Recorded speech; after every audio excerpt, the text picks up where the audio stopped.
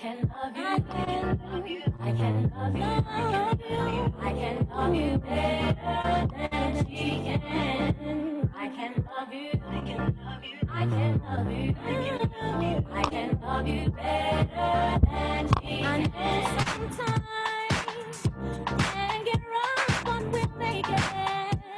We'll make it through the storm, and I know I will try to make sure that you can trust me. And you know the reason why that I say I can love you, I can love you a little better.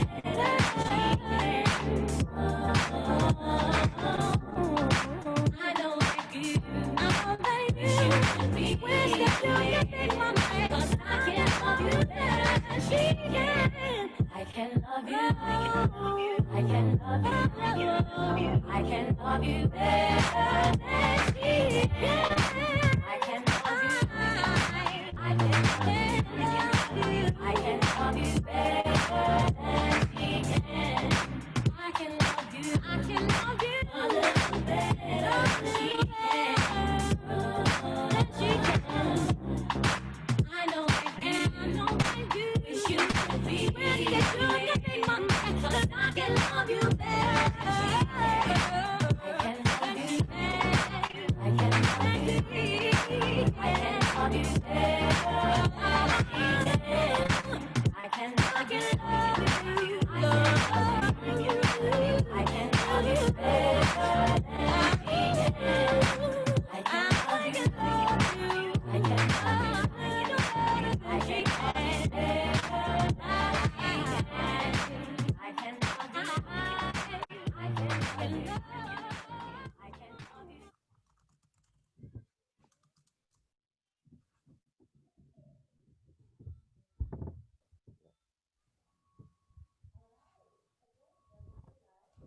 Thank you, everyone.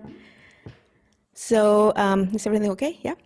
Good. So, welcome to this special edition of Creative Mornings and Vancouver Mural Fest. We're really happy to be here, and we're having the kickoff celebrations for the Mural Festival happening tonight with this talk. So, Creative Mornings is really happy to be able to host this talk for you guys, and we're really looking forward to hearing what these panelists are about to share with us about the process and how they come up with the murals that they are doing this year for the festival. So tonight, before we start, I want to actually thank all of the Creative Mornings volunteers who put so much work into having us here tonight and doing all the tech for us to actually be live and listening, like hearing us through the space, and being super cautious of the measurements for safety and everything else that needs to happen in order to have a live event. So I wanted to thank them and welcome you all. So without any further ado, I want to introduce David. David is the executive director of the Vancouver Mural Fest, and he has been working closely with the curators, and he's going to be helping us facilitate the conversation here tonight. And take it away, David. So go ahead. Thanks so much, Marga. I'm very happy to be here tonight, joining remotely from the VMF office. It's kind of wonderful how we're able to, in light of COVID, be able to bring people together.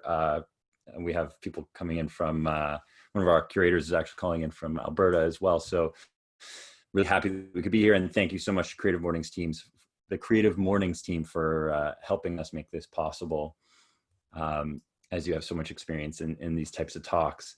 I guess first and foremost, welcome. It's the first day of the Vancouver Mural Festival for year 5, 2020. It's been a crazy year for everybody, I believe, and for us, it's been no different. And it's amazing to end up here today and getting to share some stuff with you in our curators talk. And I'll be sharing a little bit about what else is going on with the festival, what else you can expect, and how else you can engage. Before we get started, though, I'd like to make an acknowledgement of the land that we're on. The Vancouver Mural Festival takes place on the unceded territory of the Musqueam, Squamish, and Tsleil-Waututh nations. That means that this is land that was not given, it was taken. This is really, really important to all of us at the Vancouver Mural Festival and Create Vancouver Society. It's something that we try and learn about and engage with thoughtfully and meaningfully as much as possible when you're working in public space and on land and creating art in public space. It's important to be considering the context and the place that you're in. And I think the first step to a lot of that context here in where we live and where we play and where we create is to know that this land belongs to the Musqueam, the Squamish, and the Tsleil-Waututh nations. So thank you very much for hosting us here on your territory. So this year, the Vancouver Mural Festival is somehow bigger, I think. COVID has thrown a lot of curveballs at us, and it has left us needing to be even more creative and more resourceful. The amazing thing is that murals have been possible, and we got to engage in an amazing program called Make Art Well Apart back in the spring, creating murals on boarded up storefronts. And that really inspired us to want to bring the murals outside of just Mount Pleasant, where we've previously, focused, which is sort of our main hub and our home.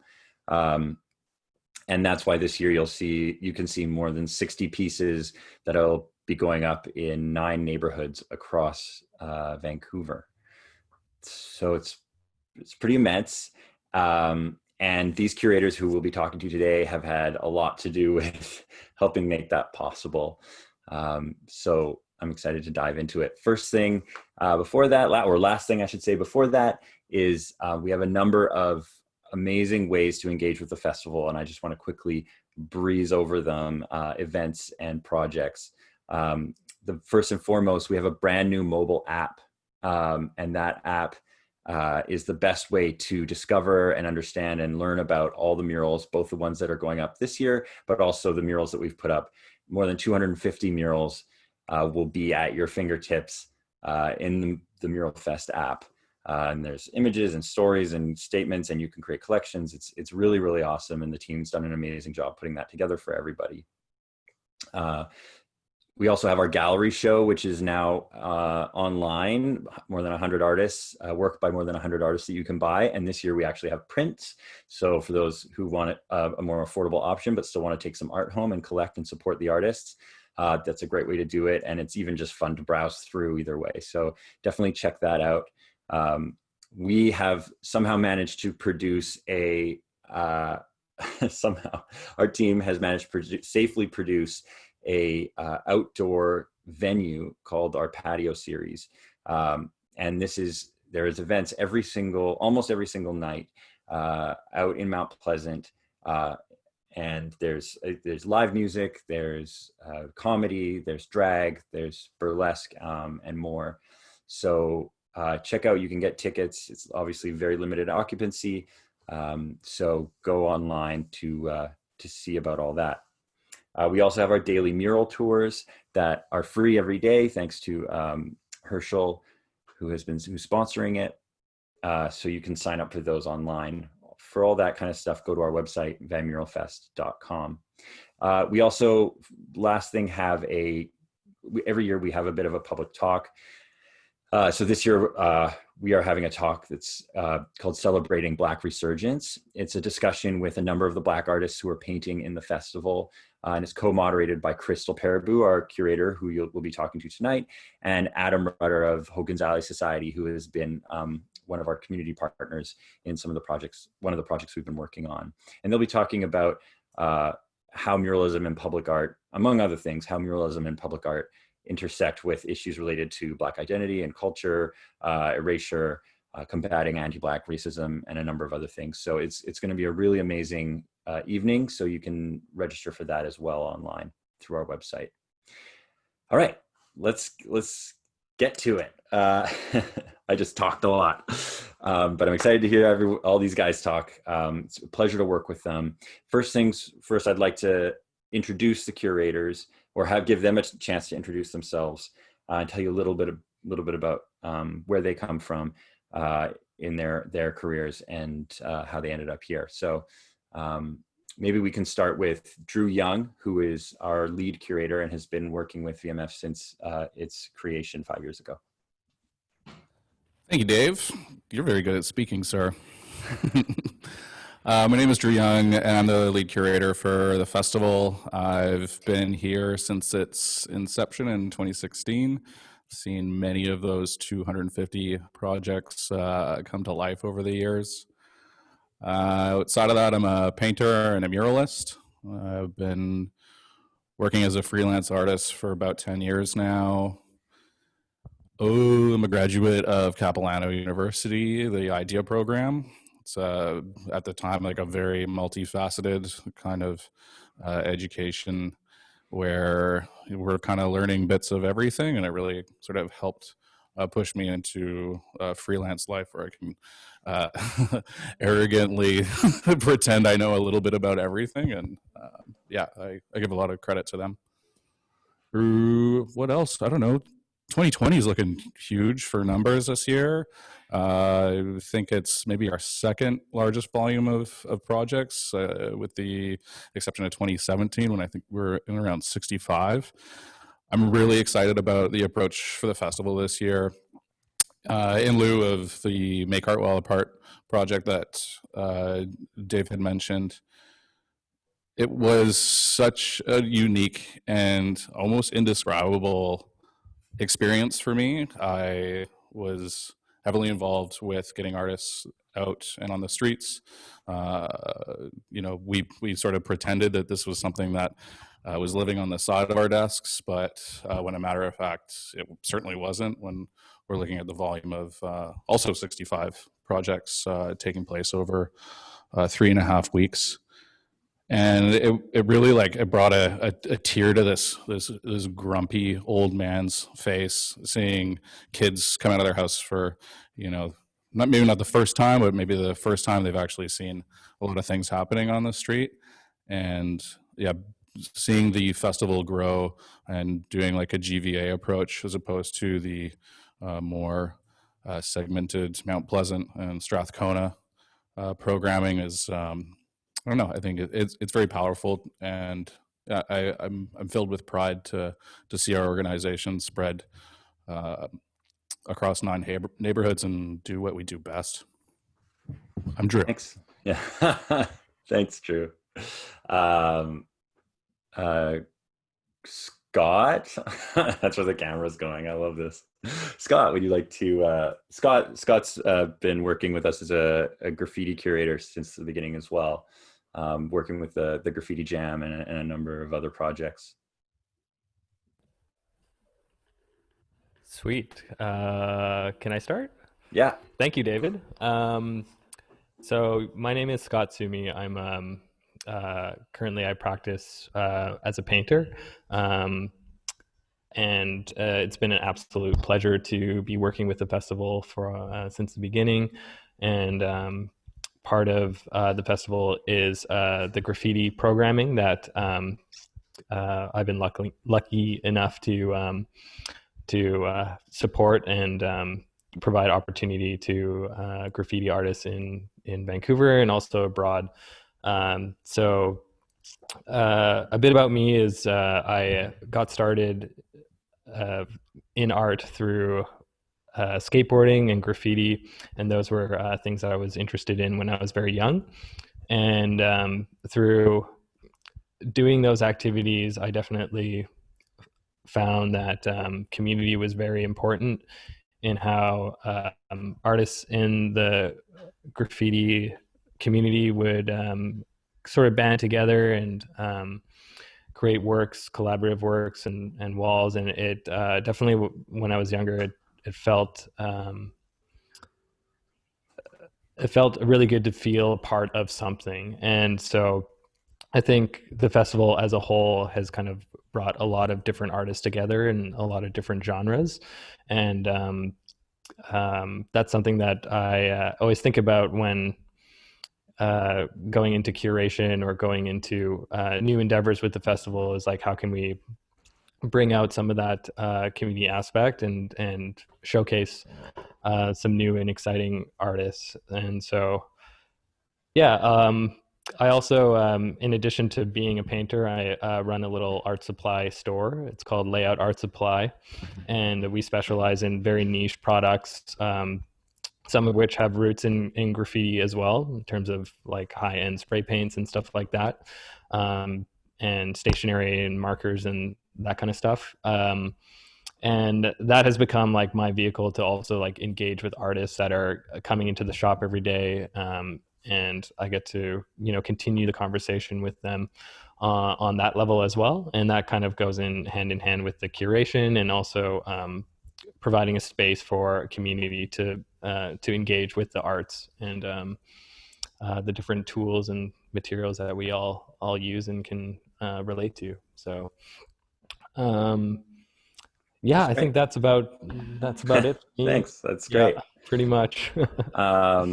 Awesome. So maybe Krystal, if you if you'd like to give us a bit of an intro. Krystal, Paraboo, we connected at the Curator talk last year. This is our friendiversary, I guess, in a weird way, and has brought a bunch of her art historian background and an academic background, as well as her work on in a more grassroots sense to the festival, and some really amazing artists that we're working with, thanks to Krystal. So Krystal, maybe you can tell us a little bit about yourself.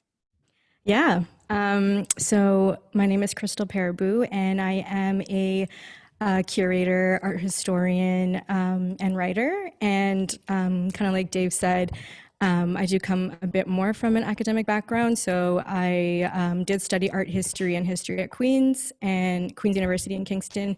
I also did some time abroad in London, which is basically the capital of the art market, which was a very great experience. And so a lot of my approach to curation is definitely very research-based and has been situated within both public and private art gallery institutions. So this is kind of my first time approaching curation within a public art setting, and it has been very interesting and very different.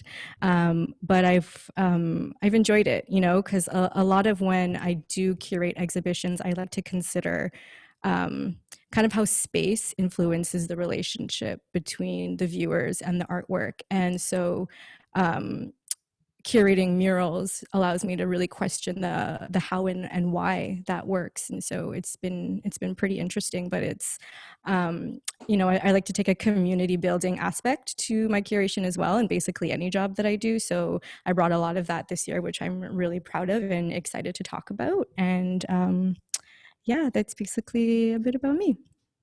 That's great. Thanks so much, Krystal. And last but certainly not least, Sierra Tassie Baker, who is joining us from Alberta right now, also just like me on Zoom. And we feel very fortunate to have you working with us and helping us with our artist selections this year, Sierra, who brings an amazing wealth, a depth of background in terms of a lot of different work that you do, both as an artist, but as a community builder and an activist and an academic and a number of different things. So I feel like there's is there anything you don't do, kind of sometimes, but maybe you can give us a little bit about yourself. Thanks. Sure, thank you. Kayachtan, hopefully you can all hear me. I'm in Wetaskiwin in Cree territory. So hopefully the internet is good, but Kayachtan means my hands are up to you and welcome to my territory. I'm from the Squamish Nation, and I'm also Musqueam, Kwakwaka'wakw, Miskamaw, Zawadenok, Tlingit, and I'm also part Hungarian.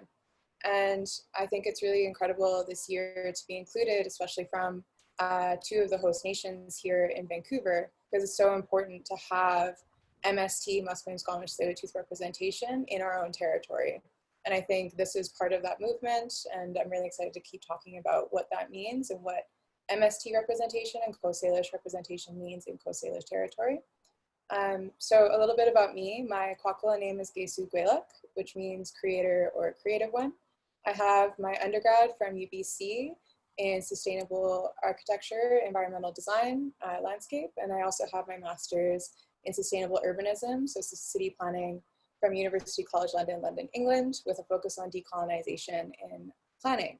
So the reason why, so that's all architecture, but where I'm involved in terms of murals and public art is my father is Wade Baker, who is a master carver, oral historian, storyteller, and my Indigenous side. And growing up with my dad, watching him carve, watching him do public art, and growing up in Sky's Fruit Studios, my parents' public art company, I realized the power of art, but also at the same time, my dad always told me there's no such thing as art in our culture. Art is our laws, our legal systems, our way of life, and everything inherent in between, and how Formline is such an important aspect of that. So that's part of my main focus this year, was encouraging Indigenous representation, mixed representation, Coast Salish, and Formline. So, Wichka, Chankwam and Tomi. Thank you so much, Sierra. All right, so we now that we've heard a little bit, you have a sense of who we've been able to work with, and feeling very grateful to work with. I think the next thing we want to do is give the different curators a chance to speak a little bit to, which they've already touched on, some of the ideas and things that they were thinking about when they were coming into this role, into this space to facilitate these projects and bring these artists forward and help. I mean, I think everyone brings something that they're thinking, it's top of mind for them. It could be about the experience for themselves, or what they're looking for themselves, but also what they're looking for from the art and what they're hoping to bring to the neighborhoods and to the city, to the community. And everyone, I'll say the first time we get to really sit down together as a group, it's really cool, because everybody really does, have something different. And when we do get to sit down with the hundreds of submissions that the festival gets, everyone has such a different lens, but there's a lot of complementary discussion going on, and a lot of also like support from the curators for each other, which is like a really wonderful thing to see. The Mural Fest does, I think it's more than half of our artists over the years have been first-time muralists. And that's one of the advantages of muralism, is that we can actually bring artists who don't typically work in the public art space to start to work in the public art space.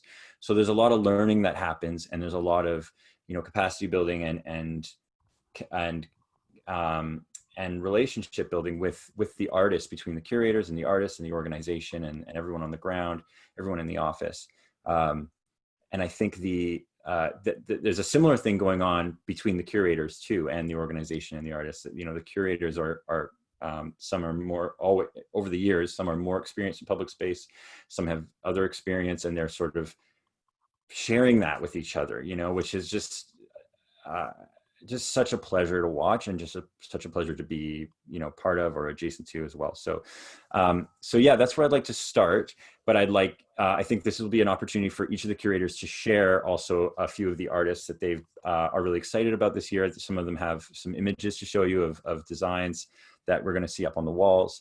But I think it's all connected. So the question is, what were you looking forward to doing as part of this festival, bringing to this festival, and what are some of the projects that you've seen come to life as a result? And maybe we could start with Sierra. Great, thank you. Wichka, Kachenko Mantomi.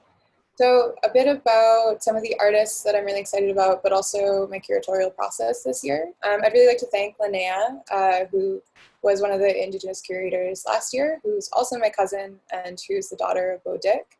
I think it's really cool that Indigenous women are being included at these tables and ensuring that there's Indigenous representation and that we come from strong artistic and cultural families.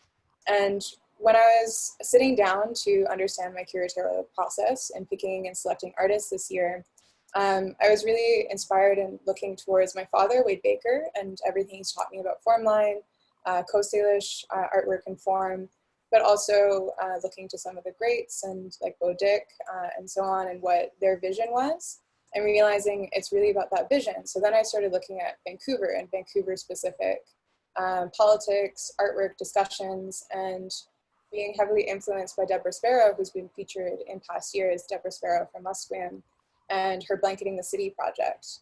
And this concept that we need more Coast Salish representation and Musqueam, Squamish, and Tsleil-Waututh representation in our own territory and in our own city. And then also looking at that from a lens of being from here, my family has lived here for over 809 generations. We've been here since time immemorial.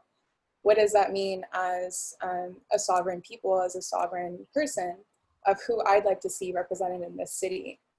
So kind of looking at it from all these different lenses, there's the very powerful sovereign political lens of what does it mean to have agency in my own city and what's represented in my own city, but also from an artistic sense.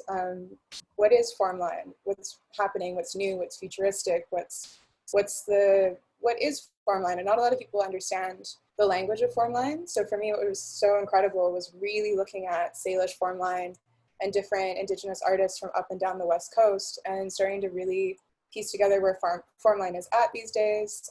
For those of you watching that don't know what Formline is, it's these very typical patterns that you see on the West Coast that are represented. Most people recognize Haida and Kwakwaka'wakw Formline, but what I'm excited about is actually showcasing Salish Formline and how it's quite different. And with all that in mind, I decided I really wanted to feature Musqueam, Squamish, and Tsleil-Waututh. So having Ocean Highland, who's from the Tsleil-Waututh Nation, who I'll show some of her work in a minute, as well as Thomas Cannell from Musqueam, and last year Linnea featured Siobhan Joseph from Squamish Nation, and then myself as a Squamish Nation curator, but then also looking at Coast Salish as a whole. And the fact that Abby Pearson, whose Cowlitz is included, I love, because Cowlitz was divided in our territory in the States. And looking at our territory from a decolonial lens, that border, the US border, is imaginary, and it's divided our Coast Salish territory and our Coast Salish peoples. And when I say Coast Salish, that represents, I think, over 70 different nations, kind of in what most settlers know as Cascadia. So being able to bring on Ovila Mailhot from Lacapumix, which I'm hopefully pronouncing correctly, and Stolo, and different artists such as even John Belten, who's actually Dene, which I find really interesting and is practicing Formline, and I love those conversations. And also involving Kwakwaka'wakw and Owikuno artist Steve Smith, who has really changed the game of Formline, I'd like to say, and I just love that style and how he's treating Formline and looking at Formline, and several other artists that we're working with throughout the project. And also, we're really excited to have Oakland Galbraith, who's a mixed race artist, who's the youngest ever artist ever to be featured in Van Mural Fest. He's 12 years old. So really excited to showcase and uplift Oakland.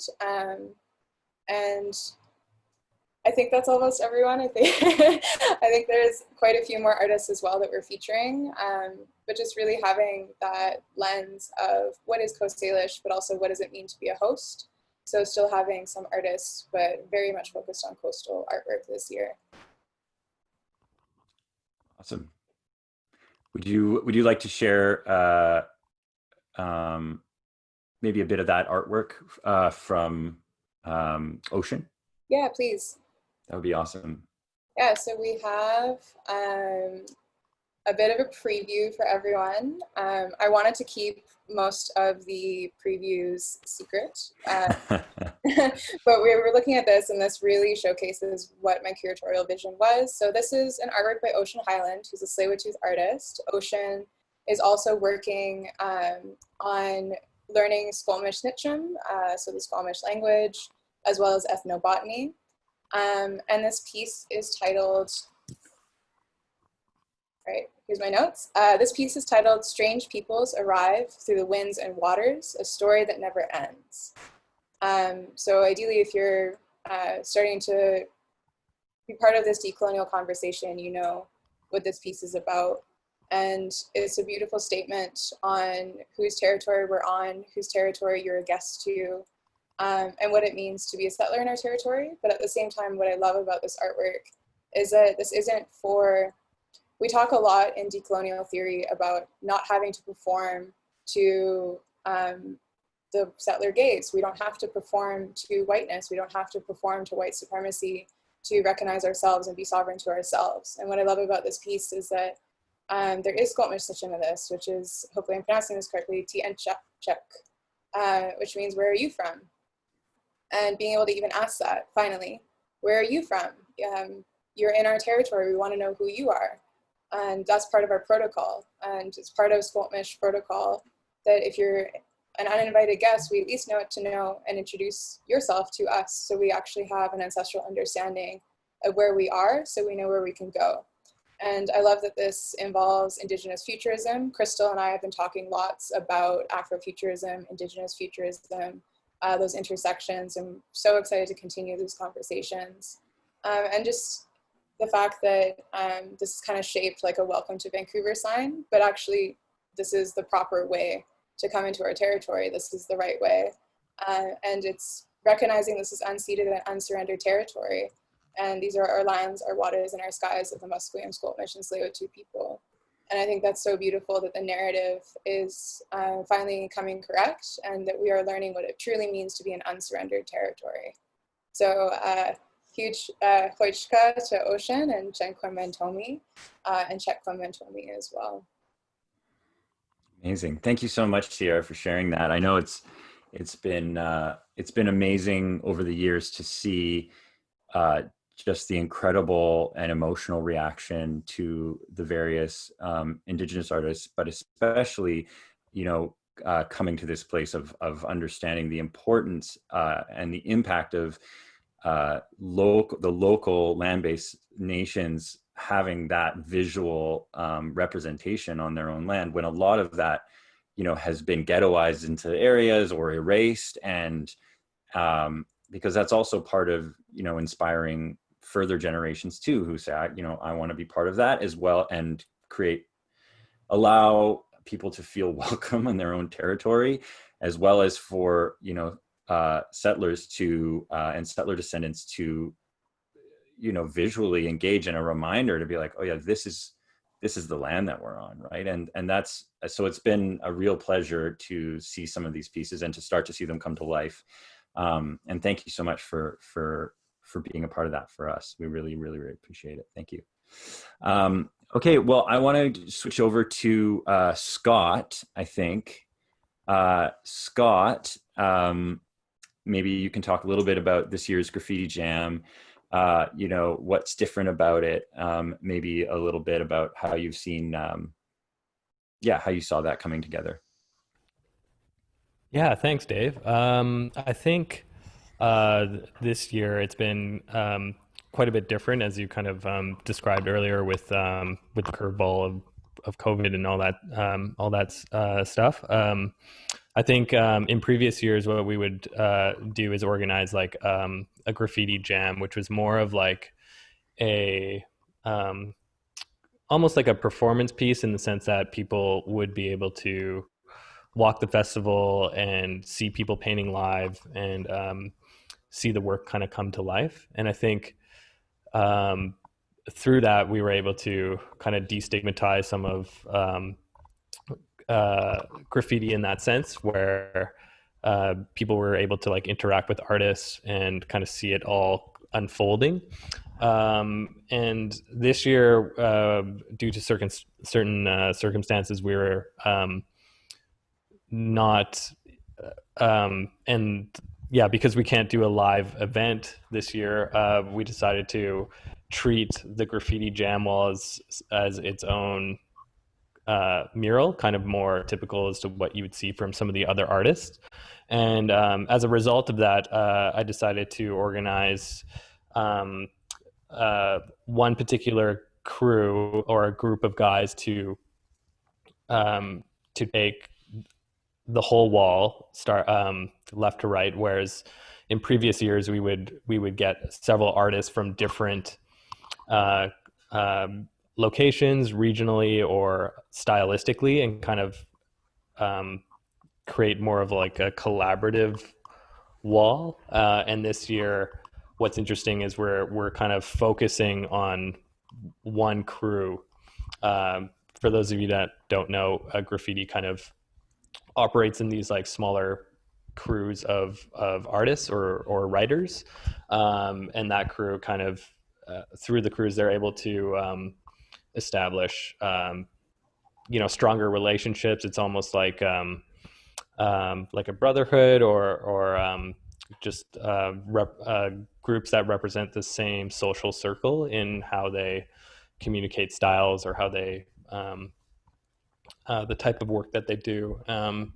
And in that sense, it's graffiti's always been a very collaborative activity, I find, where you would engage with your friends and go out and paint together, which is very different than from the work that I do, which is very isolating as a studio artist, spending a lot of time working on my own paintings in my own studio. So I kind of miss that aspect of graffiti, which is probably why I decided to run a store. But all that stuff aside, graffiti has always been a very social and community oriented craft. And with this year's festival, we decided to work with one crew to kind of let them shine and kind of do what they do best, rather than working with lots of individual artists to kind of create that jam, a graffiti jam or like an event.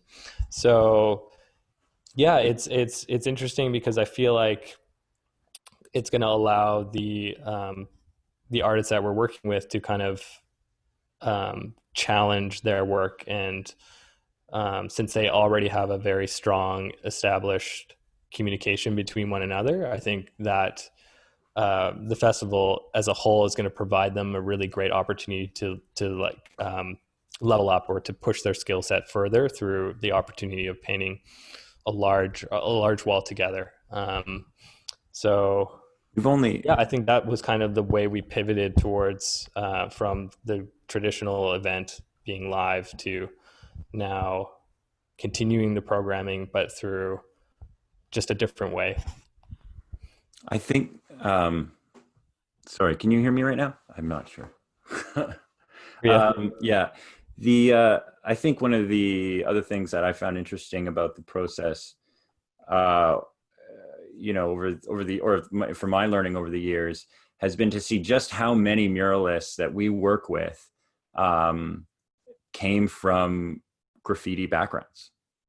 I mean, that's definitely something that's blown my mind, and providing the opportunity to those artists to create in this way, in a safe and legal way too, has been really awesome to get that feedback from them, and the excitement they have to continue to do more work along those lines. And I think we've only ever once used really another graffiti crew, which was kind of the throwback with the AA crew project that we worked on a number of years ago, which is like an old school Van City crew of graffiti writers, some of the sort of OGs. But so it's really cool this year to have kind of a new group, bring that up right into Mount Pleasant, right up near 14th and Main. Did you have some images you wanted to show as well, Scott? I think. Yeah, I do. So the crew that we're working with is DSE, and so I just have an image from each of the artists, and there's also the three guys are DSE, and then the fourth artist is Arise, who's like a long-term friend of the crew. So they kind of I asked them if they were to. The wall is quite big, so I offered them the opportunity to bring other artist in, someone that they enjoy working with and someone that they've collaborated with often.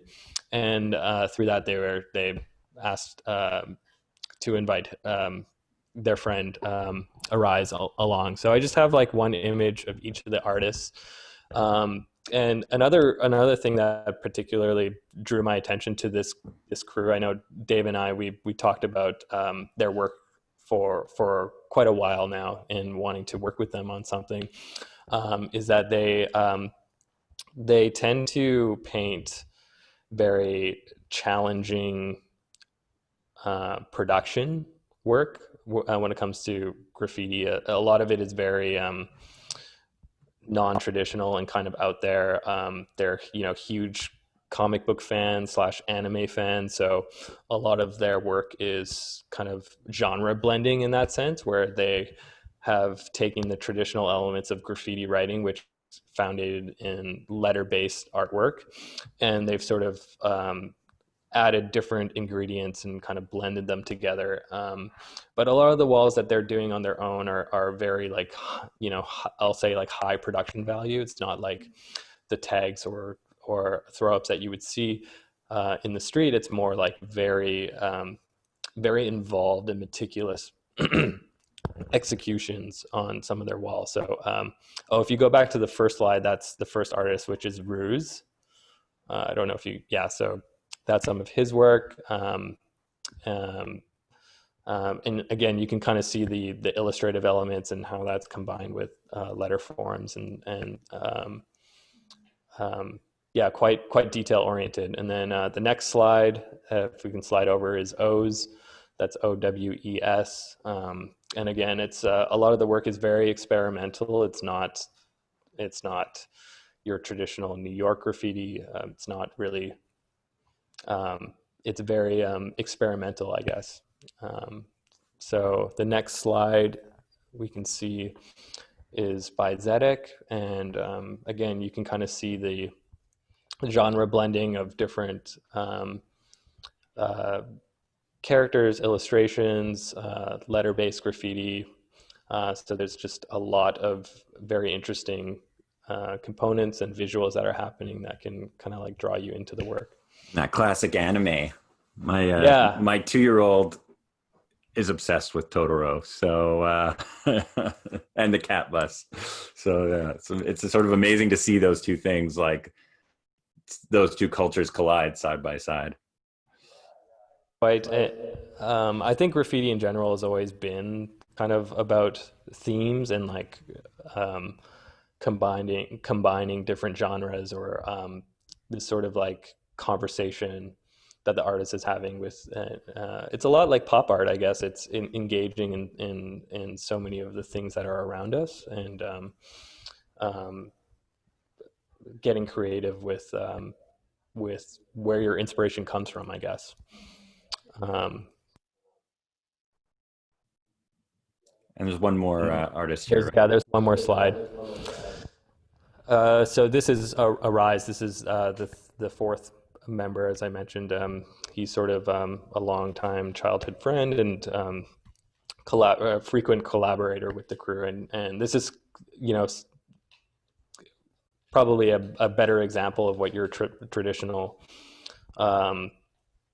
letter-based graffiti looks like. So it'd be interesting to have him sort of as like a pillar, but also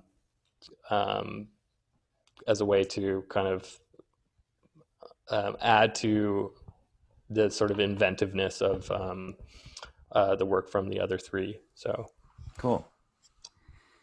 That's awesome. Thanks so much, Scott. Really appreciate it. It's such a specific community of artists, and yet it also has a lot of nooks and crannies and politics and relationships like any other. So it's over the years been very interesting. We've been very grateful to Scott to be part of our journey in that community and bringing that that art to the forefront, because it's something that has been, kind of pushed aside and treated as sort of part of an illicit lifestyle in a lot of ways in Vancouver, when, really this is such an amazing starting place for so many artists who have grown their careers into, whether it's, contemporary art and, contemporary and abstract art like Scott, or into illustration or fashion, into so many different things, as well as like professional graffiti and gallery work. So internationally. So definitely something we really like to try and champion is just getting in front of people and and representing graffiti as the art form, the amazing art form that it is. Okay, so next I'd like to bring up Krystal. And before we do that, I'm just going to remind everyone that there is, you can put questions into the chat. You can also put your hand up if you have a question you'd like to come on screen and ask. We're going to do the Q&A a little bit later, but you can still, you know, put things in the chat for later, or just stew on it. And definitely you can let us know if you're liking what you're hearing. It's always nice when your audience isn't right in front of you to have a few comments. If you find what you're hearing interesting or you're excited about the fest. Oh, there's some questions here that you can also weigh in on these polls. So you can give us your feedback on that too. That would be awesome. One thing we didn't mention was when we talked about before Krystal starts, I want to talk about how much the festival changed, because Krystal, I feel like it's hard to talk about what you've been doing with us without talking about how much the festival's changed since we first started meeting back in like the fall. And it's expanded, and Krystal's been a big part of helping us with that as well. And so has Sierra, in meeting those lofty goals of providing artists for these areas. But one of the things that we originally spoke about when we first met was wanting to bring a theme around environmental stewardship, sustainability, and because that was, I mean, that's something that I think we believe is very important, and it's something that public art can bring, is, you know, a reminder and these awareness and an interesting way to engage with these types of topics. It's something that's kind of fallen, like, it's funny because as COVID happened, we sort of like, it slipped out of the conversation, but overall, but what's amazing is, and I've seen that with COVID in general, I think we have other things we're thinking about, but climate change, you know, and the impacts of humanity on the environment are still very real. They're still happening even while we're all huddled up in our bubbles. So, but Krystal has definitely been part of really keeping that theme alive. And your art, it's been so cool to see how the artists who came in originally saying, oh, you know, we're going to engage with this theme, have carried that through, you know, have said, oh no, we're still here. This is still what we want to talk about. So I know you're going to speak a little bit to that, but excited to hear you talk a little bit about how you came to the fest and what you've been excited to do and how that's taken shape with a few of your projects. Yeah, for sure. So kind of like you mentioned, Dave, we basically met a year ago after last year's VMF talk. And it was funny because I remember listening to the curators, and I remember VMF talking a lot about their mandate around diversity and community building and such. And I remember saying, oh, well, I don't really see that many Black artists or engagements with Black community at all. So part of what I really was excited about tackling coming on board was definitely amplifying Black artists in Vancouver, and specifically combating anti-Blackness within this city with certain artists that we brought on board, and really presenting Black Canadian history within a Vancouver context, but just, you know, getting people to think about Black Canadian history that isn't necessarily seen often, especially through art. I remember when I sat down with Dave last fall, I basically put together like this 4-page proposal and showed it to him. And I was like, I don't care if he thinks I'm crazy, but he was totally supportive, and it was great. And one thing that I specifically wanted to do in terms of amplifying this history and Black voices was really telling the story of Hogan's Alley. So this was, of course, this predates the surge of the BLM movement within the last few months. And so it was definitely at a time where nobody knew anything about Hogan's Alley. I think most people since, within the last few months, have actually started to learn about what the first Black community in Vancouver looked like, and what happened to them and how they were erased intentionally by the city. And so I really wanted to put that education piece together through a mural, and really get some Black artists on board. And so that was a big part of what I wanted to bring. But then within the theme of climate change, which, as Dave mentioned, was the theme before COVID hit, I definitely wanted to tackle that in kind of my own way of interpreting climate change, and also wanting to push the boundaries of conventional muralism stylistically. So those were kind of the two things that I was really, really excited about coming into this. Yeah, and so I guess I have three artists that I kind of wanted to talk about today, two of them that represent the theme of climate change in two very different ways. And then we'll kind of go into Anthony Joseph, who is one of the Black artists that will be doing a mural for Hogan's Alley. So on the screen here, this is one of my first artists. His name is Tabuli. And Tabuli is so cool. I mean, the minute I saw his work, I was immediately attracted to it. He is an architect, so a lot of his, like his signature style is essentially isometric projections. And there's a lot of manipulation of depth and altitude in his works. And so this is kind of some of his older pieces that I was privy to seeing for the first time earlier this year, and immediately thought that he would be great. So if you go to the next slide, I can kind of take you through his process with the isometric projection. So you see that he's taken two different principal dimensions of an object. So here it's a card, and he's creating an illusion of depth that allows it to expand into a three-dimensional rendition of the initial image, which you get the last one on the right there. So it's kind of this really fun expansion of exploding images. And if you kind of go to the next slide as well, you know, you can tell that it really definitely requires more of a mathematical precision for approaching it, because he's essentially deconstructing the object completely to its separate components, and then he's reconfiguring them to create abstract spatial forms. So it's so fun, but it's very cerebral, and I just thought it was super cool. So if you go to the next slide, he was really excited to apply his isometric projection style to the theme of climate change, and he kind of wanted to challenge what he'd been doing stylistically thus far. So you can see here that there is, oh, if you go back, Mark, sorry.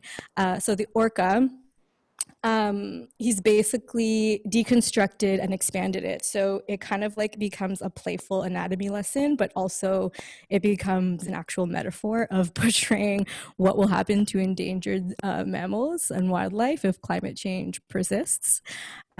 So this was an initial rendition of one of the mammals that he did for the draft. And if you go to the the next slide, because he basically, what his plan was to do is create a seascape. And so this was kind of an idea developed of icebergs that he wanted to do. So if you see the first one, it's basically just gradients that make up an iceberg. And then the second one is what the final result will look like. And it's actually plastic bags that make up the iceberg. So obviously, symbolic to consumerism in a really succinct way, and how consumerism is really a huge player in climate change. And so go to the next slide. I guess one of the challenges for me as a curator in public art is definitely the element of having building owners kind of involved in the curation process, because, you know, these are their buildings that they're giving us. You know, it's not like a gallery that I'm used to, where I'm used to controlling the space or working with a team that controls the space. You know, we essentially have to kind of get them to approve drawings before we can put them up. So one thing that some feedback they gave us was the initial orca drawing, the flesh was too red. And so, you know, we kind of had to bring it down to be a little bit more pink, so it wasn't too quote unquote gory, as they said. So this was kind of the final result of the orca and a different mammal. And then if you go to the next slide, you can compare the initial draft that he did to the final draft that he did. So you can see he has the polar bear, the orca, and the walrus, and he's expanded the icebergs a bit. So his wall is basically threefold. Yeah, definitely added a bit more depth to the water and such. So Tabuli's work is so fun, and I'm excited to see this come to life. And I definitely think it will get people thinking, and it's definitely portraying the theme in a very unconventional way when it comes to muralism, which is, like I said earlier, part of my approach to the curation process anyway. So that's great. The next artist is, I think we're missing, but okay, that's okay. So this is Anthony Joseph, and basically he is the artist that I have chosen to create the Hogan's Alley mural. And so these are some of his older works that I was privy to when trying to search for an artist for this community project specifically. And you can see he does a lot of more animated style characters, but his chiaroscuro game is on point. Like the lighting, the contrast, it's definitely, he does it in a very signature style that I'm a huge fan of. Just his use of highlights and really bringing vibrancy to the characters that he portrays. Next slide. So this was his style of art that I was really attracted to the most. So these are essentially like triptychs, oil paintings that, you know, if you follow it from left to right, basically tell a story going across, but then there are so many sub-narratives within each. You know, it's like a Hieronymus Bosch painting, essentially. I call him the urban Hieronymus Bosch. And I thought that this style would be perfect for the storytelling aspect that we were looking for specifically with Hogan's Alley Society, and telling that story of some of the historical figures and such. So if you go to the next slide, this was the initial wall that Anthony was given. And so it's sort of, you know, in Mount Pleasant and kind of bordering Olympic Village as well. And so when Anthony was first given this wall, me and him and Adam from Hogan's Alley Society kind of talked, and, you know, we were like, we don't know if the impact of the story that we're trying to tell and the community of wanting to reach a community of Black people, if that is going to be best shown on this wall in this location on this business. And so if you go to the next slide, we kind of had a bit of a fun journey. Anthony, me, David, and Adrian kind of going around Hogan's Alley to the neighborhood itself to kind of seek out some other potential building space that Anthony could paint on that would be more indicative to the story that we wanted to tell, you know, situating it within the neighborhood itself. And so if you look at the top left corner, you can see that that's the old chapel that's now a residence. And so that was definitely one place that we were looking. And, you know, if you look at the picture on the right of the three of them, they're doing what I call wall petting.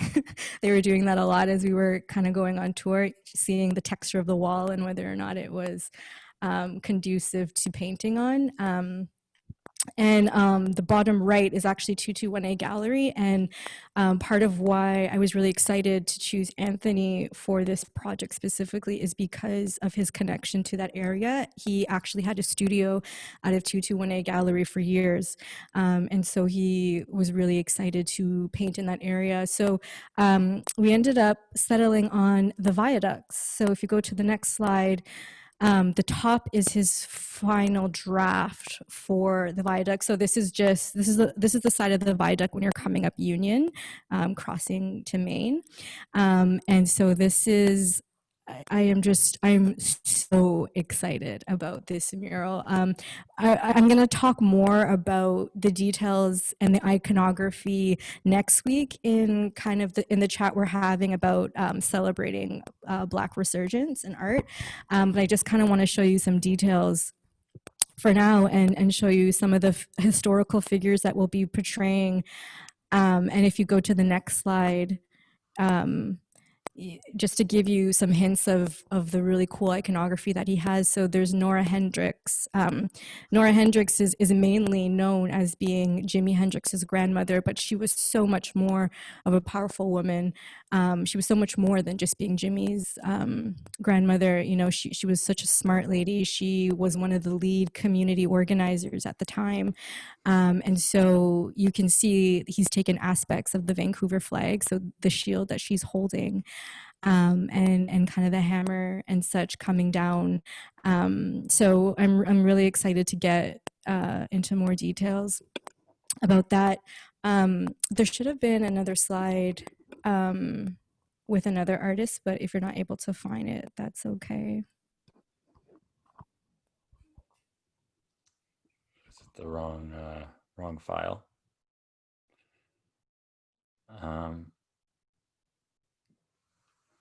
Yeah, it looks like the other slide isn't there, unfortunately. Sorry about that, Krystal. It's all good. Yeah, I mean, this project has been such a journey from the first time we spoke, and I feel like we were kind of both like, Hogan's Alley. And we're like, wait, you want to, wait, we all want to do this? Are we going to do this? And so it's been so cool to, and working obviously very closely with Adrian Sinclair, our director of engagement, to try and bring this to life, and that leadership from you and from Adam, and Anthony to see to where this project is coming, and has ended up and will be ending up on, literally on the Viaduct, and such an incredible and ambitious design. Man, we're all very excited. I think we're all very excited. I think, did you have something else you wanted to add there, Krystal? Hold on, guys. This is the tech nerd. Yeah, the tech nerd. I think so. What happened is we had two versions. Let me see if I can do this here.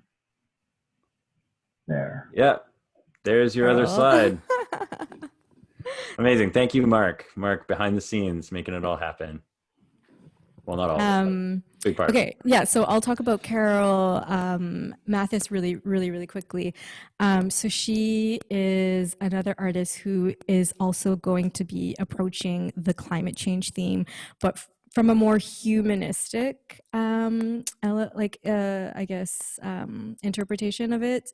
I guess the way that I kind of wanted to approach climate change in this festival in general was definitely focusing on the effects on ecosystems and the threats to the ecosystems, such as kind of what Tabuli is showing, but also the humanistic elements and kind of showing the disconnect between humans and Earth, and, you know, highlighting the marginal communities that are going to be most affected by climate change and who, for the most part, are at the front lines, trying to protect biodiversity, et cetera, et cetera. So these are some of the initial artwork that I was privy to seeing from Carol, and I was most attracted to, on the left side, her large oil paintings of these just deeply disturbed and intertwined figures that are just so beautiful. And, you know, she kind of has the same approach as Tabuli in a way, where she kind of deconstructs figures and you know, but she overlaps them and kind of creates some abstract spatial forms. And so if you go down to the next slide, this was her initial first draft that she did when she found out the theme was climate change, and this was her humanistic approach to it. And so you can see she definitely is taking her same style on the right of kind of deconstructing the figures and overlapping them with each other, and creating that abstract space that you see. But she's working with more color than she's used to. And you can also kind of see the intertwining of the figures with the plant life. And so if you kind of look at like the hand that's at the top, for instance, you can see it's definitely more of a graceful interaction with plant life, whereas towards the bottom you can see more of the harsh kind of trying to push through and more of the disconnect. So I definitely think if you stare at it for a long time, you can see her way of navigating that theme. And if you go to the next slide, the bottom one is the final draft she was given once she's knew the dimensions of her wall. And then this is also kind of just to throw in another fun part of the curation process that I wanted to kind of talk about. You know, sometimes it's not just one building owner you're dealing with, but multiple. And so, you know, initially they had said that they loved the bright colors and they wanted to keep it. And then at some point there was a bit of a miscommunication. And because I believe this mural is on the back of Dunbar bikes, and it's just it's a black building all around, and so they wanted to keep their black background. And so there was an alternate draft that she came up with that she wasn't really happy with, and neither was I really. And so it's kind of this game of, you know, wanting to maintain integrity to the artist's work, and like even though it's not their building that it's on, it's still part of their portfolio. So we definitely fought to keep it with the light pink background, and we were successfully able to do so, which is great. But I kind of just wanted to touch a bit on how a bit of that process works, and kind of how much work artists really put into making this work and the different elements that are involved in that process. And that is it. And the work that you've done too, Krystal, like in terms of, you know, when we're working on especially public art on private buildings, there is a bit of that push and pull, and it depends on the artist, it depends on the owner, it depends on the tenant, it depends on all these people. And sometimes, as in this example, I think actually literally the person we were talking to for the whole time stopped working there or something in the middle of it or something like that. And it became like, okay, now we're talking to a whole new person and we have to figure this out. So thank you for your patience, obviously, but also, you know, the amount of work that you're putting in to advocate for the artists and bring them along and bring this stuff to the wall, which is starting. Carol has just started today. I got to see the work out back, so it's super, super cool. Okay, so we have this poll going. It's just been kind of sitting there. We have 67% of people voted. I want to invite a couple more people to vote, but it seems like people are very excited about muralism, which is maybe no surprise, given we're the Vancouver Mural Festival and this is our talk. But also, the other question was, who should be paying for public art? And overwhelming majority feel that a mix of the government and the private sector should be funding public art. Okay, so we're gonna go to Drew Young now. Drew, you've had quite a journey this year. I feel like, you know, starting with the festival that was meant to be. Actually, I think this year we were really trying to pare it down, right? The first talks where we were gonna really narrow it down. You know, each curator had a finite number of artists, etc., and then post Make Art Well Apart, as you described earlier, you know, this blossomed into, using the word blossomed because it sounds nice, into this huge thing. And part of which, you know, I'll say has been, you know, typically in the festival format,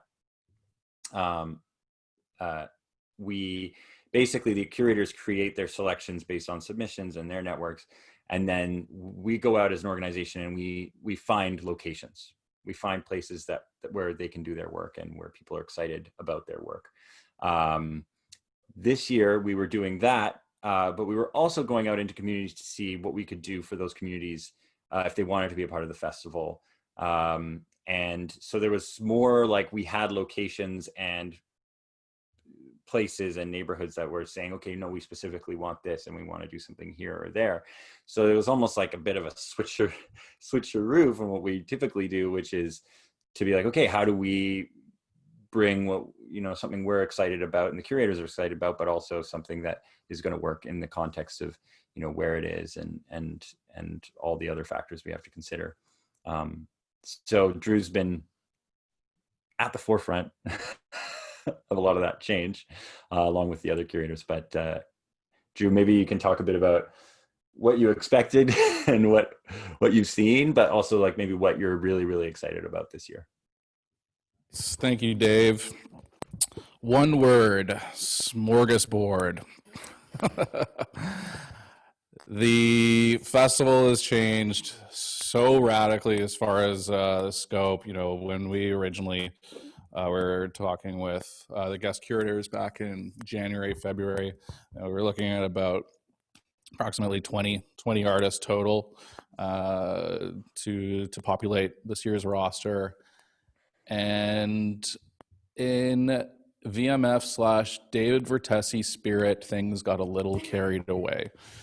And as I said before, I think it's with the best intentions and a beautiful reaction to make all art well apart and spreading the joy and artwork to other neighborhoods. It also posed a very big challenge in populating 60 projects with the right type of artists for each neighborhood. So, up top, we were working with a short list of about 5 artists each, and giving them sort of the MO, working within like global warming and sustainability with the Washington artwork. But seeing as we had this pause button for the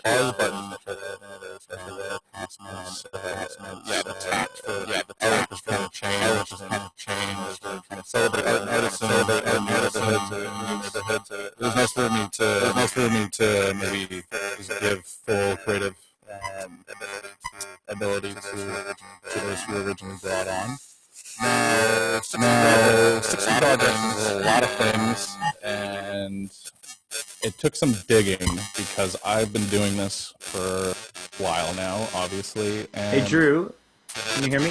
I see a lot of talent. We need more talent, and it ended up being a situation where I'm re-reviewing every year's submissions, every public art project I've worked with, going through Snag's inception. Just quickly, Snag is a live painting event that I started 8 years ago, and we've worked with about 400 local and international artists and have placed approximately 1,500 works on people's homes around the Vancouver area.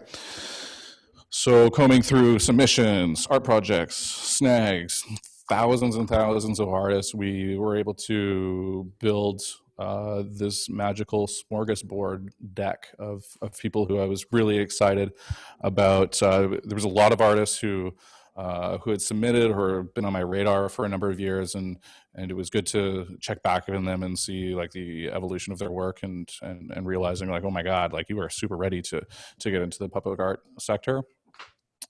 So with that, David jumped in and sort of played the role of matchmaker and describing kind of the role of, describing kind of the interest of some of these neighborhoods, and each neighborhood has sort of a particular feel because we're teamed up with BIAs. These organizations know their neighborhood's aesthetic, the type of community that's within them, so they're able to help guide us in the curation process to lining them up with no big surprises for the neighborhood and work that's really well suited for that area. So who would I like to talk to? I have no slides, so you can DM me and swear and send me vulgar images, whatever that means. One of my earliest artists that we brought on is Graciela Concalves, who is Animalita Land.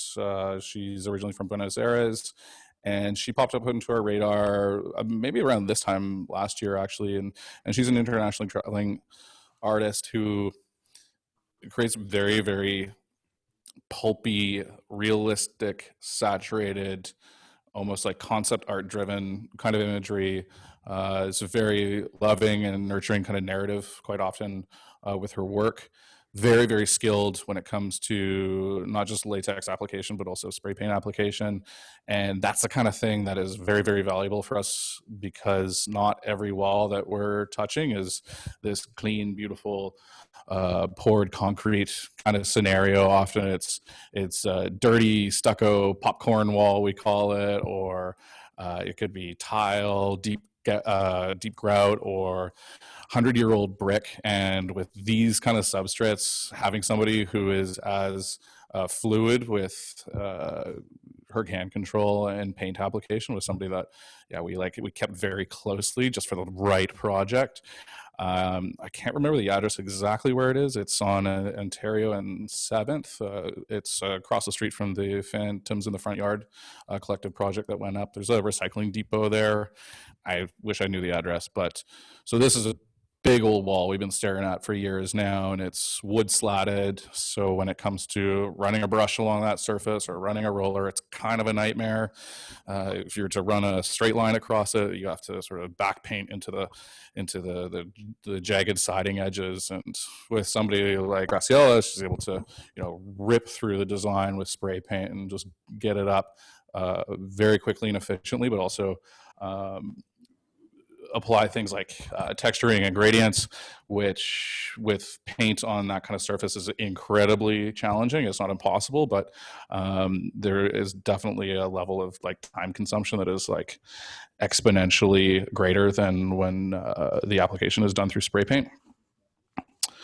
She was also one of our Make Art Well Apart people, and unbeknownst to her, I gave her the challenge of one of the most biggest complex kind of surfaces down in the Robson area, where it was, I believe, 5 big separate panels. And being an illustrator and working with narrative, I thought it would be a cool challenge to see how she could connect all these things.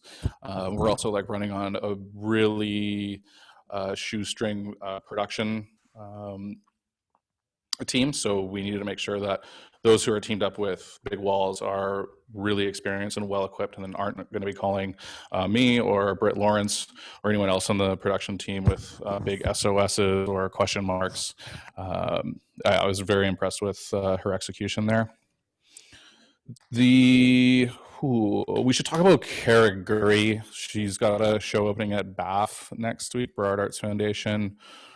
We spoke about her when we were reviewing artists last year with Jeff Hamada. I think he was the one who brought her as one of his shortlisted artists. And Kara's, I have a sweet spot when it comes to figurative painting and realism in oils, and she's definitely executing some very incredible work when it comes to her eye, when it comes to color and value. And most importantly, I really enjoy her narrative, which when it comes to figurative work, it can be hard to nail down a narrative that doesn't seem corny. It doesn't lead the viewer in a very direct way. And with Kara, she's executing work that has this incredibly irreverent and surreal aesthetic and direction to it that I just find as something that I can kind of keep revisiting and revisiting, as opposed to other figurative painters where you kind of figure out that it's a lady sitting on a table eating an apple having a good time, end of story. Whereas Kara, she's adding an element of the unseen, which I think is very thought-provoking. Bentall. The downtown programming for the festival is actually something we've been working on for a very long time, and it's just coming to light now. So what better time than to roll it all up into the festival? So we've got 5 productions going on down there. Notable would be James Harry and Lauren Brevner. We've been creating this beautiful aesthetic between contemporary figurative painting and Musqueam Formline. And they've just built this vocabulary that has, I don't know, they just sing together. I've also got, and just so we're aware, this is a much different curatorial process. You know, this is more of a client-based kind of relationship as opposed to neighborhood-based. So there was a lot of back and forth when it came to curation, and a lot of back and forth when it came to like concept approval, and then moving into design approval, and then finalizing designs. The most challenging here would have been our stairwell project, which is 6 floors, interior stairwell. Each floor lands into a elevator lobby, which then exits into the parkade level. So where we're looking at 18 components all told. It's just a labyrinth of walls, and for somebody who is living on the island, communicating 100 different surfaces visually and literally and conceptually has been very, very challenging. But Luke Ramsey is the guy for the job. He's somebody that I've looked up to as a teenager. He's a Vancouver-based artist. I was born and raised on Vancouver Island, so you know he's got a special part to my heart. But he just has this incredibly diverse and vast visual vocabulary that I think really iconifies contemporary representation in fine art. And so with Luke, the goal here is to create a different experience on every level of this stairwell, which can be kind of challenging because as a client and even like a curator, you're wondering, how are we going to meld these experiences into one another to create, you know, a different floor by floor by floor experience. I feel like I said experience like 10 times. Jesus. And the thing with Luke, like a lot of artists, is they're working like reactionarily to the space. So, you know, for me in my practice, I like to make a picture and present the picture and put the picture on the wall. Well, with Luke, he works, he's reacting to the space that he's within, but in order to get sort of the green light from everyone, you know, we can't just say trustees and hope everything kind of works out.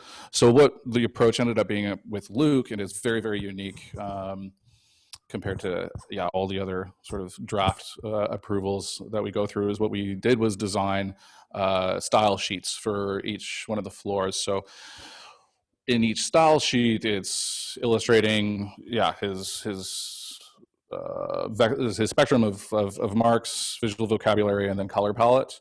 And then once he's getting to the wall, he's implementing them floor by floor by floor. And Drew, when you first, it was an interesting win for us when it came to approvals. It's something that we haven't done before, but it was really effective to give Luke the ability to flex a lot more creatively in the space rather than trying to create a facsimile of a two-dimensional design that he might have created months beforehand. In some ways, Drew, like, can you hear me? Who else do I? Can you? Hello, sorry. Oh, you can hear me. I was just going to say, in some ways, Luke was perfectly suited because to create.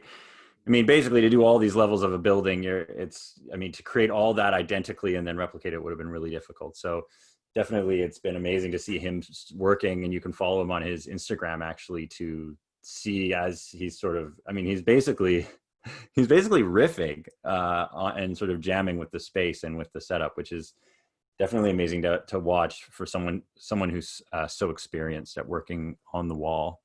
I'm going to just sort of in the interest of time, keep things moving along here, if that's okay with you, Drew, because I do want to get to a chance for people to ask some questions. One thing I did want to talk to our guest curators about, Sierra and Krystal, before we go to questions, was just, if there was anything maybe you haven't mentioned already that you found different about the experience, or that you learned, or that I'm sure you came in with certain expectations. Do you feel like you've been able to do some of the work you really wanted to do? Do you feel like I don't know, is there anything sort of the then versus now of like, what's going on for you in terms of your work with the festival? Sierra, maybe you can. Krystal, I'd I think I just wanted to talk about how Krystal and I have been really talking a lot through this, and really grateful that Krystal and I have had the opportunity to start, just genuinely start the conversations between the Black and Indigenous communities here in Musqueam, Squamish, and Tsleil-Waututh territory. And it's been really amazing starting to see commonalities, starting to see where there needs to be work, and just realizing that in spaces like this and spaces all the way up into governance, government, so on and so forth, being able to approach these in solidarity is really important, and that Black and Indigenous issues aren't completely separate, and there's a lot of ways that we can support each other, and a lot of ways that we can really help each other in terms of visibility and working towards the justice that we need in these cities, as well as the creativity and carving out spaces where we can be creative together, which is what I'm really excited about. So Krystal and I will be continuing those conversations throughout the festival and figuring out pathways and new ways to be in support of each other and Black Lives Matter, Land Back, MIW, and everything else that we need to address in this city. Krystal?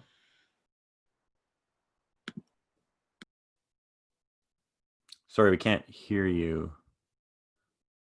Can we? No. Do we have a? Oh man, I'm so ready to to hear what she has to say right now. Oh, there we go. Oh, can you hear me? Yeah. Yeah? Okay, Yeah.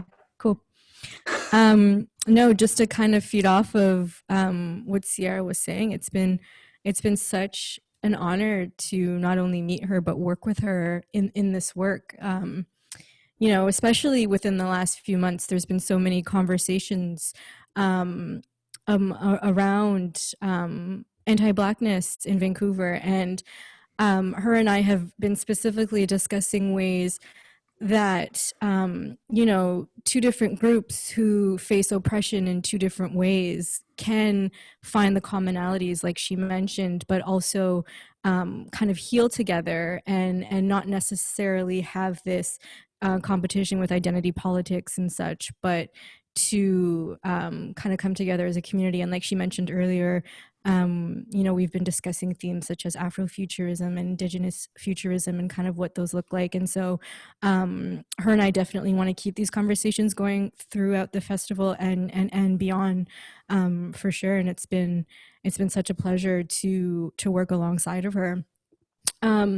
Another thing that I will say is coming into this, like I mentioned earlier, it's my first time kind of tackling curating within a public art setting. And one thing that I think was definitely different that I wasn't expecting is, you know, normally when you're the curator, there's an overall vision that you have that you can just pursue full on because you have more control of the space and you have more control of kind of navigating the processes of executing the exhibition. Whereas here I've kind of learned to adapt to not pursuing the vision fully, but kind of pursuing components of the vision because there are so many things, moving pieces that force you to alter it. And so, you know, it's been a bit of a challenge, but it's also been a great learning curve. And I guess I mean, I knew that this was going to be fun, but I wasn't expecting it to be as fun as it's been. The entire VMF team is just such a fun, refreshing pleasure to work with, and have been very loving and bringing me into their space for the past year now. And so it's just been a great experience overall, with again some challenges in curation that I've come across along the way, but that I've enjoyed kind of the learning experience of. So it's been great. Awesome, thank you so much. You know, Krystal, I think this might be a good time to we have a question here. I'm going to start moving into some questions for the curators. So if you have questions, please, you know, post them in the chat.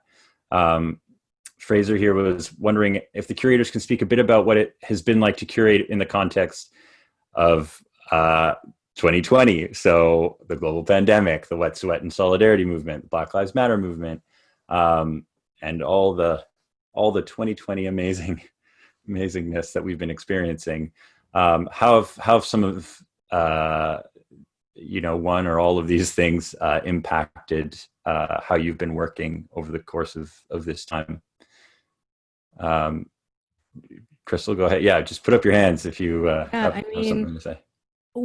When I first came on board, like a year ago, it was just nothing. It was just, this is going to be a great festival, and definitely within it's that adaptability that you just need to have. Like every week.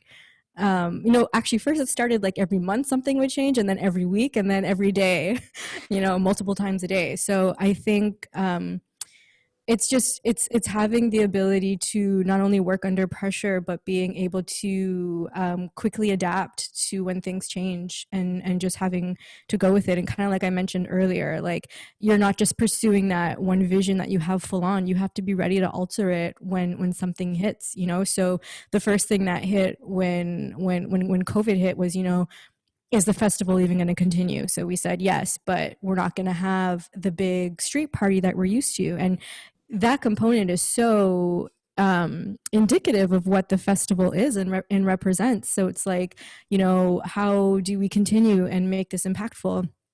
And so, we come up with, the digital app idea and keeping things digitally. And then, of course, all these social issues start to happen throughout the month. And so it's like, okay, well, we have an Indigenous curator, we have a Black mixed curator. So how do we leverage our platforms and the way that we're approaching curation to push this messaging more?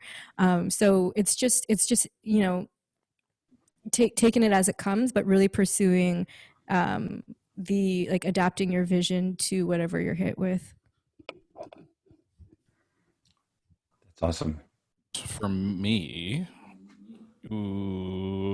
starting in Make Art While Apart, it probably is just like a system of escapism for me, to maybe not pay attention to the realities of things. And I definitely have a bad habit of burying myself in work when things are not going all that great in other aspects of life. So I don't know. I think the volume of projects, and given the intensity of timelines and neighborhoods, is definitely it's allowed me to maybe not pay such close attention, in particularly to COVID, which I don't know, just makes me sad. Drew, do you feel like? So I had a question for Drew. Drew, can you hear me? Is one thing that you talked to me about that I thought was really interesting a while back, and I think is true of a lot of these issues in this question, is how heightened everything is right now for people, for everyone. This is a very intense and emotional time in so many ways, with things that are happening locally, globally. And I think one of the things I've observed working with everyone on the team and the artists and the curators has been that as that pain has been very difficult, the power that the art has brought, not for viewers, but also for the artists, has been really potent. Like the reactions of like artists who were painting and Make Art While Apart, or like it was kind of emotional in a way that, I mean, not that it's not emotional typically, but I feel like you were telling me about that a bit, like how emotional some of that experience was for the artists, both for getting to do it, but also their experience when they were on the street was pretty intense as well. I always receive an incredible amount of gratitude when bringing artists on and working with them in previous festivals, but there's just a certain new and profound level of gratitude that I'm discovering with a lot of artists.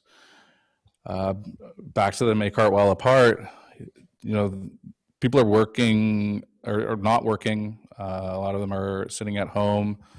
I also experience like sort of like workers paralysis when I do have this time, but I'm not really sure what to do with it. And you know, having dealt with like depression in the past, feeling those pangs and having them, yeah, sort of hold me back from producing anything as an artist was tough with this stretch. And the weeks that I was calling artists to invite them to participate in this project, yeah, was brought a tear to my eye almost every day. And their own. I mean, they're rediscovering their identity. They're putting their skill sets and artistic value to actual use.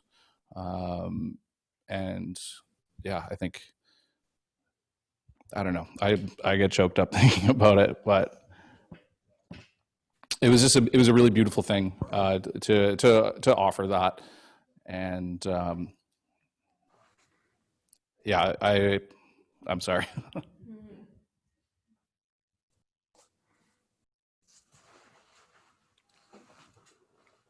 Yeah, I'm just really happy that I'm filling the role that I do with the festival, and yeah, despite all the hardships, it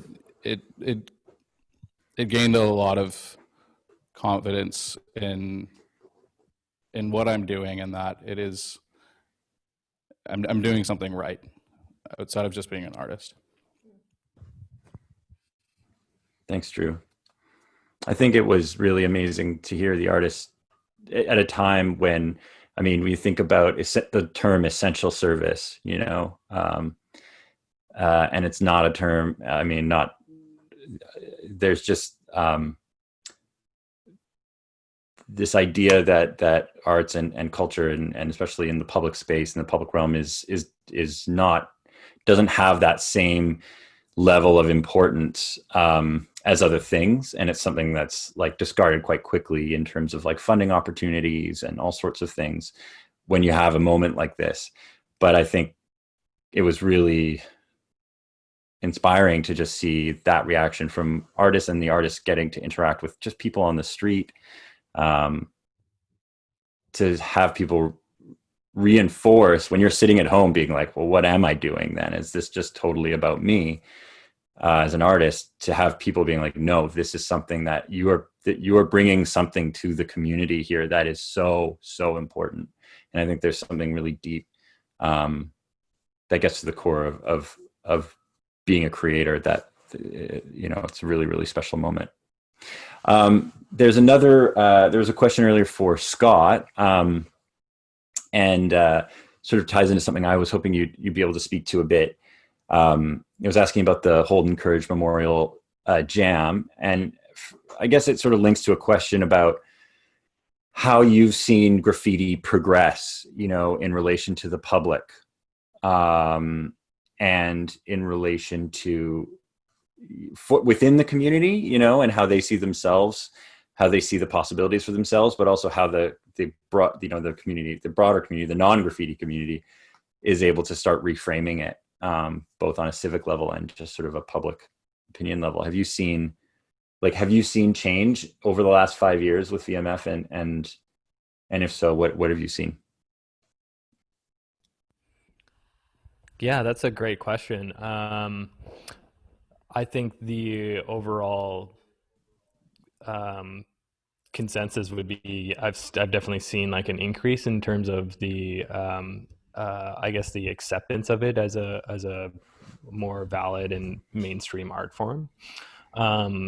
I think it's interesting to see the certain artists that sort of gravitate towards those opportunities that VMF is providing, and the opportunities that are available to graffiti artists for wanting more from their art practice other than just painting, whether it's a viable career. And I think for myself, it's been quite a different landscape change from when I was growing up in Vancouver and painting graffiti. Is that the city landscape was not what it is today. So I think that it's not just the opportunities for graffiti artists, but it's also the opportunities for other artists to kind of showcase their work in the public art realm. And I just feel like the more there is out there, the more we're able to like connect to different works and see that visual representation for opportunity. And I think that's something that, when I was growing up was lacking in the graffiti community specifically, was opportunities to showcase that stylistic genre of art. It just was something that was, it was more underground and not really mainstream accepted. So it was hard to, say pitch a building owner on that particular design of getting those opportunities. And when I was younger, I definitely fought for a lot of those, and with little success. So, it's really nice to have VMF as a platform and as a media, to be able to mediate and provide those opportunities for artists in a way that's comfortable to them, and respecting their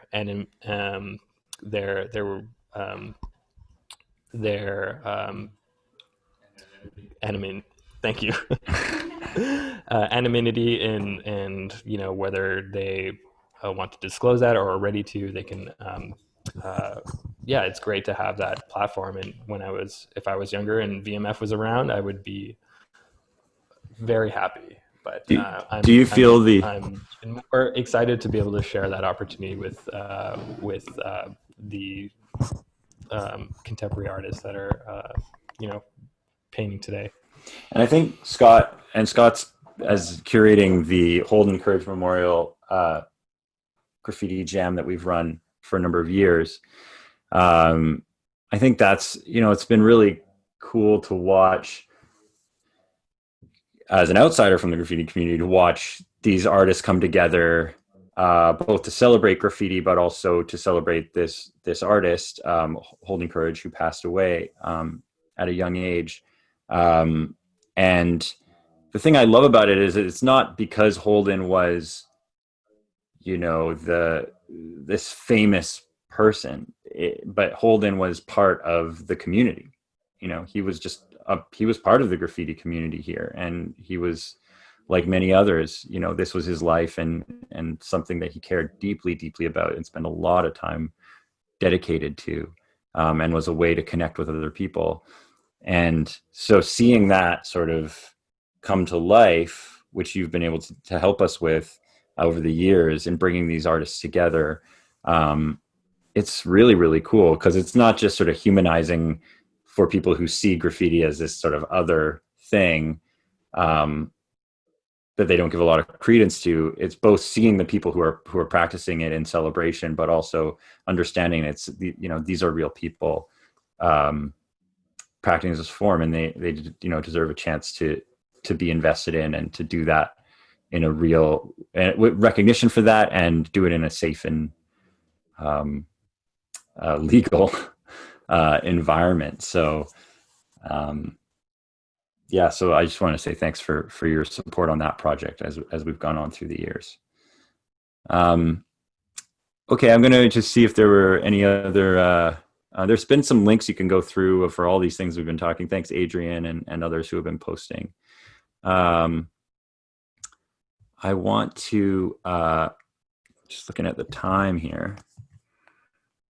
You guys are doing so great, by the way. I just want to also say that it must be so weird sitting in this like studio, and you have the fern, you're between two ferns or whatever, or on the ferns are between you, and can't see anyone. So thanks so much for rolling with it as we navigate, this new frontier of streaming Zoom talks.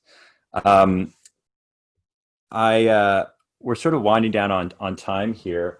So I kind of want to remind people of a few things. First of all, there is so much going on for the festival.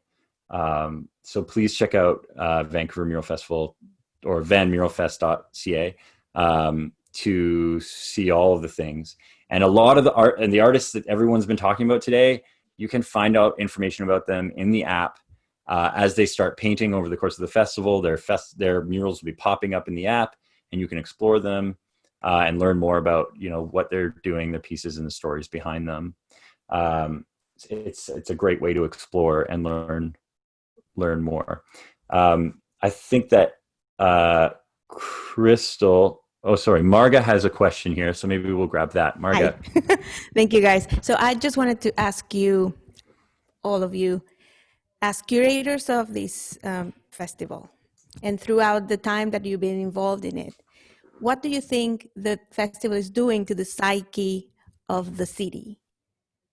Do you think it has any impacts on how people perceive art in the public spheres, etc.? How do you see the views of the community changing because of the festival? Well, I mean, if you look at this year specifically, I mean, normally VMF is just situated in Mount Pleasant, and so Mount Pleasant has kind of been known as the hub of murals in Vancouver, and so that's kind of the place that you'd gravitate towards if you wanted to be exposed to that. But the fact that we are expanding to so many different neighborhoods in Vancouver this year, the places that the murals are going are the places that people go every day. I mean, probably less now with COVID, but it's on your favorite coffee shops. It's on that building that you ride your bike by on your way to work. It's by the bus stop, et cetera, et cetera. And so I definitely think that it's not only is it kind of inspiring the city more by being more present throughout Vancouver and in different areas, but I also think it's challenging them to think about how they perceive certain issues, how they perceive or just like the relationship with art in general, having that more prominent in their everyday life is kind of giving them the opportunity to embrace creativity and different issues that we are trying to show through these art spaces and these artists. And so I definitely think that it's something that will be better for the community as a whole. I like to identify myself as an art mob boss. Excuse me.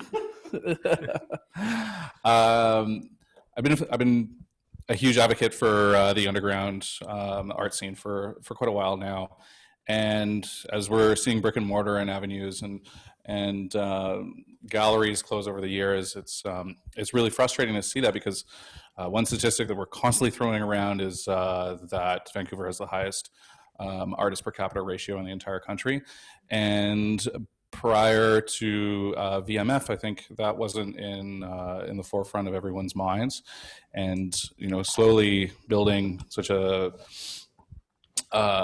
incredibly dense arts program, particularly in Mount Pleasant, I think has really allowed the public, who most often are not coming from an arts background or even interest, are actually taking pride in knowing that they're living in such like a creatively vibrant city. So I think we're one of many catalysts in town that are helping push that into the limelight and making visual art one of the biggest and most exciting products that the people in our city are producing.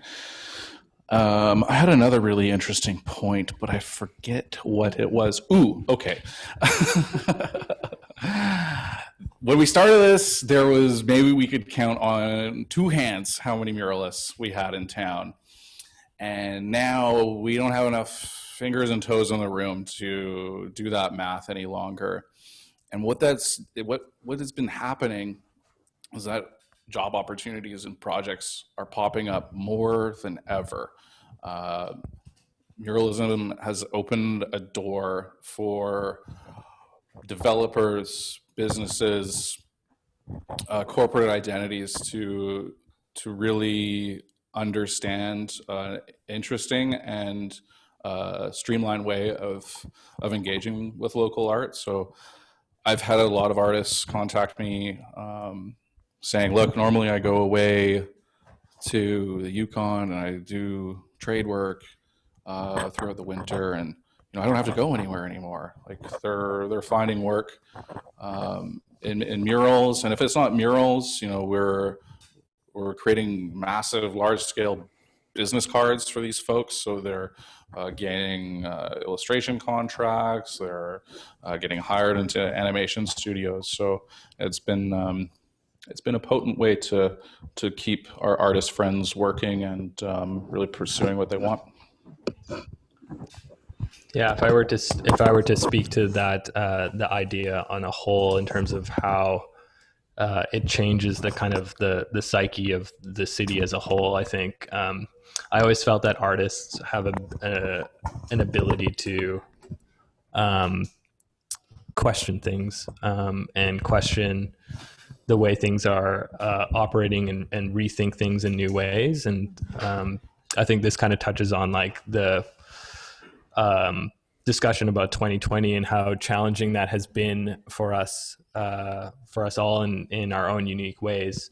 And it's been up to us to kind of think creatively about how to adapt and how to make those changes. And I think muralism on a whole is like speaking to that idea of, the fact that we do need artists to kind of question things and see things differently.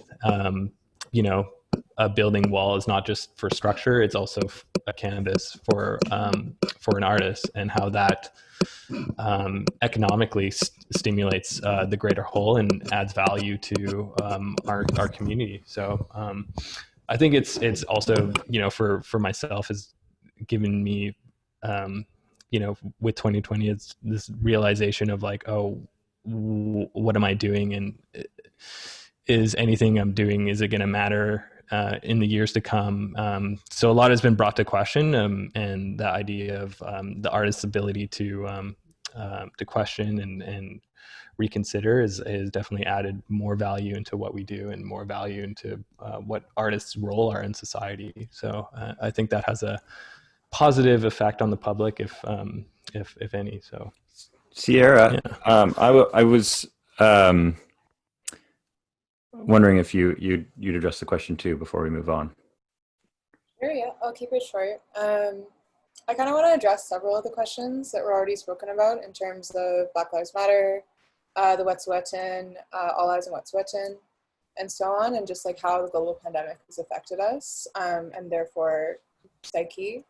I just want to say that colonization is always difficult to tackle, has always been difficult to tackle. We are all up against historic injustices and systemic racism in this city.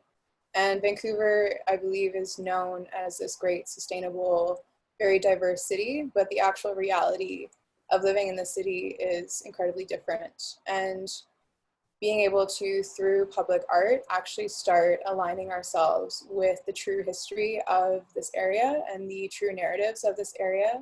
And by uplifting Black and Indigenous voices and uplifting historically marginalized and criminalized voices, we're able to slowly start decolonizing. And the more I believe that people start understanding what decolonization is, how they can interact with decolonization in their day-to-day life, as a civilian in this city, the more I would appreciate that as a Squamish Nation artist, curator, architect, and so on. And the more we start interacting with artists who are all very involved in community, and start realizing how we can all start supporting each other in all of our movements. As we all know, climate change, Black Lives Matter, Land Back, they're incredibly intersectional and can be boiled down to the history of colonization. And it's great to, as artists, it's great to be feel-good artists. It's great to talk about art in a way that is warm and fuzzy and lovely, but ultimately art can be political and can create change and can be very powerful. And this is an opportune time when people are pivoting and pausing and relearning and readapting to start really showing people that they can start teaching themselves how to align with these incredible movements happening right now. Thank you. Yeah, it's a really interesting place to start for a lot of people, because these issues can be incredibly emotional and incredibly daunting for people of all backgrounds who really want to engage and want to be a part of those discussions in changing their communities and in changing their own lives, and the lives of others around them for the better. And art is historically an amazing way, and then public art to spark those questions, to invite people in to that discussion for themselves and for the community. So definitely vibing on what you're saying effectively. Krystal, I saw you put up your hand. Did you have something you wanted to add? No, I just did a rock on to what Sierra said. Awesome. Thank you. Yeah, I think it's been, we had another question here that was asking about, where VMF is headed in the next 5 to 10 years. I don't know that we know that. I think we're all just trying to get by in 2020.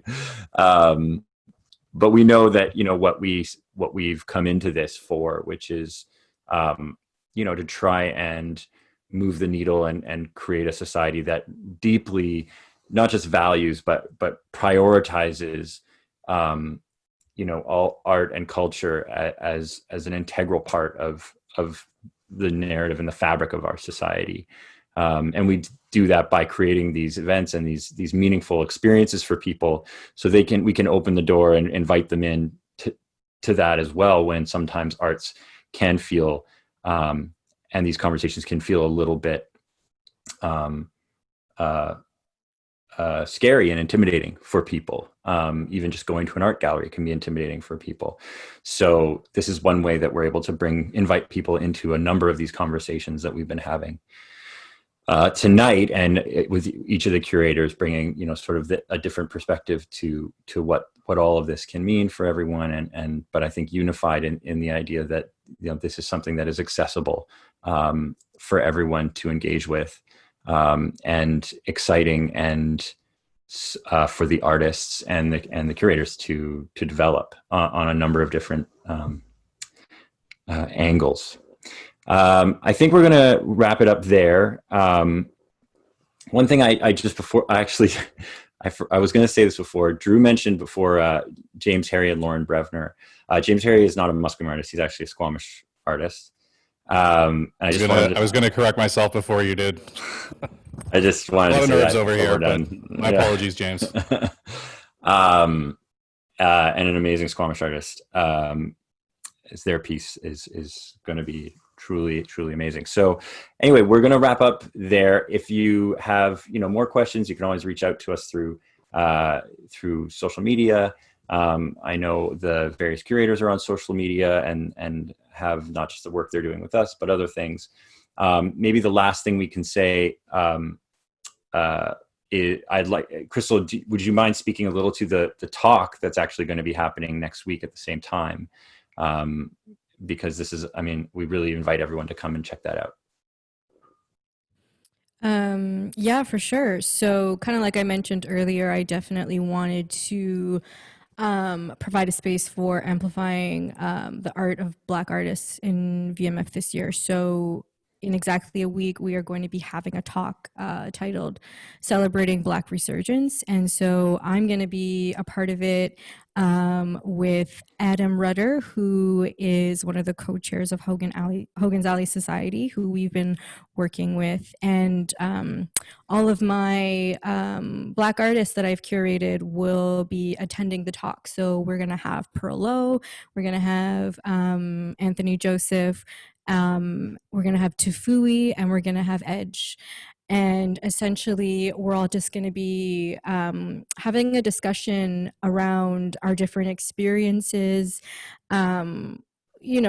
either within Vancouver and outside of Vancouver as Black or Black mixed in the art world, and what that has looked like, what the process has looked like so far with VMF, what have the struggles been, and the general discussion is just gonna kind of be around how muralism can combat anti-Blackness in this city, how where Black artists fit into public art in general, and kind of just a larger discourse around our experiences. And yeah, it's going to be powerful. It's going to be great. It's something that I think needs to be happening. And I think with a lot of the conversations that have been coming up around Black Lives Matter, now is the time to really look at how Black artists are affected and fit into all of this. And so I'm really excited for it. Thank you so much, Krystal. Really appreciate that. And we're very, very much looking forward to it. I'm going to hand it over to Marga to say goodbyes. Of course, our big thank you to Creative Mornings and to Leap Creative Studio, whose studio we're in, for making this all happen for us today, and being behind the scenes, making it all happen. Yeah, thank you, David. You did a great job as moderating these three, and of course Sierra over there, all the way to, I think she said Calgary, right? Thank you, Sierra, for being part of this over there. So yeah, we reached the end of our show. Again, thank you, Lift Creative, for allowing us this space and all the tech and all the experience that we just had. It was amazing. We're really happy. Thank you so much to the panelists for being here, for taking the time to share your experiences, and also to kick off the festivities for the Mural Festival. One thing that I wanted to share is please join us this September 4th in the morning for our Creative Morning talk with Wade Davis. I hope that you can share some time with us and be part of the conversation with our regular Creative Mornings events every first Friday of every month. So yeah, other than that, I think we're ready to head home. And thank you so much for your time, and see you outside at the festival. Thank you. Bye. Thank you, everyone.